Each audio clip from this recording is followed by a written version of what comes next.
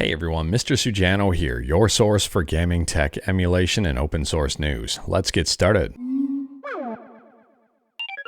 Alright, we'll kick things off talking about Nintendo Switch emulation with Ryujinx, and you betcha, Ryujinx just got a brand new update. So as of version 1.1.1230, the stats chart should be fixed in Pokemon Legends Arceus and Pokemon Scarlet and Violet on macOS.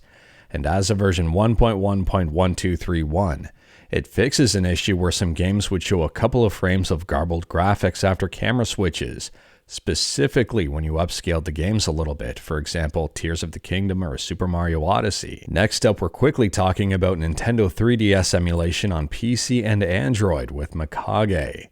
And this may answer a few questions people have been having. Now, we've talked about this one before, but as for a release date, Mikage has not given one just yet. They say despite frequent requests, we're not eager to release Mikage just for the sake of it. Simply dropping some code on GitHub doesn't automatically foster a community around the project. For us, this underlines how important defining a clear and practical value add is. And as for whether or not Mikage is going to be closed or open source, well, today they confirmed that eventually it will be open source. I've got no idea if this thing is going to launch as a closed source application and then eventually open source later, or if it'll be open source from the get-go. Moving on, and we're talking about a very big win for game preservation, and this was a question asked over on Reddit Emulation. Super Mario Maker servers are going away soon. Is it even possible to preserve the levels, not your own, everyone's? Now, on a completely different Reddit post, the lead developer of Nintendo says all courses that could be backed up are. As I said, less than 20% of all uploaded courses are still around, and those are unfortunately just lost to time. But if a course was accessible between November and December last year, it was backed up. This is around 11 million courses. So I think it's safe to say that Pretendo is doing a pretty big part in game preservation, and from my understanding, they're still looking for network dumps. And for those who may not be aware, Pretendo stands for Subscribe to Mr. Sujano, and it's a free and open source replacement for Nintendo's servers for both the 3DS and the Wii U. If you wanted to learn more about the project and possibly get involved with the community, I'll drop a link to their website in the description below. Moving on, and we're talking about some emulation on Android with a whole bunch of different emulators by Robert Broglia. Some of these are paid and some are free, and some just got a brand new update. So the latest release for all emulators is version 1.5.79. He's added a shortcut for a rewind button. You can find this in the on-screen input setup and then click on Add New Button Group. For Commodore 64, he's added an option to set the default main joystick mode. For the Game Boy Advance, he's added support for using a BIOS ROM. And for the NES here, he's updated the FCE UX core and also added a console option to use the Player 2 Start button as the Famicom microphone. As I said before, you can find the whole suite of these emulators over on Google Play. Some are free and some are paid, and obviously the paid ones help out the developer. And if you wanted to check them out for free, you absolutely can. They're 100% free, they're open source, and they're on GitHub. I'll drop links to both in the description below. Moving on, and we're talking about a gaming handheld I think a lot of people are going to be excited about. We've talked about this one before, and things seem to be shaping up nicely.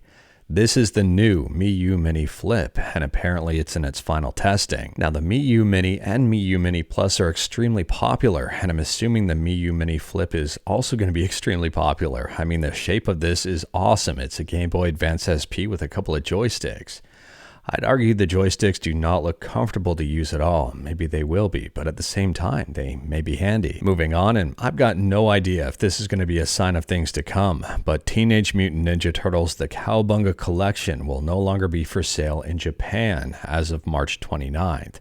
They say online play will remain available after the end of sales, and purchase copies of the full game will be available to re-download from the Steam store. Now, as far as I know, this is exclusive to Japan, and it still remains available everywhere else. Who knows what the future has in store for it, though? The game is currently 50% off, and if it's on your radar, it might be a good time to pick it up. Maybe not. Who knows? Next up, this article came out of the blue, and I am all here for it. I'll drop a link to it in the description below, and I do recommend checking it out. It provides insight as to why a Nintendo or Pokemon Lawyer would be shutting down a fan game. So the question asks, how does the Pokemon company handle cease and desist letters with regards to fan projects? And there's a two-part answer. The first part of the answer is simple and straightforward. When the Pokemon Company knows about it, when it's a very popular fan project. Now with the second part of the answer, I think this is where we finally got the key. You don't send a takedown right away. You wait to see if they get funded for a Kickstarter or similar. If they get funded, that's when you engage. Now, I would argue you could apply this logic directly to emulation, and take a look at Yuzu for example. Yuzu had their early access version hidden behind a Patreon paywall, and they were raking in between $20,000 to $30,000 per month, sometimes more. They were making a killing on this, and this may have been the tipping point for Nintendo to go after them. I mean, it all starts to add up when we see emulators like Pizza Boy leave the Google Play Store, when Aether SX2, which was making money off ads, leave the Google Play Store, and when Drastic went free. But moving on, and next up we're quickly talking about some Linux stuff, and this time about System 76 and Pop! OS. And if you've been paying attention, Pop! OS is working on a Cosmic desktop environment, and we got a sneak peek as to the new Pop Shop. So here is the Cosmic Store, which replaces the Pop Shop.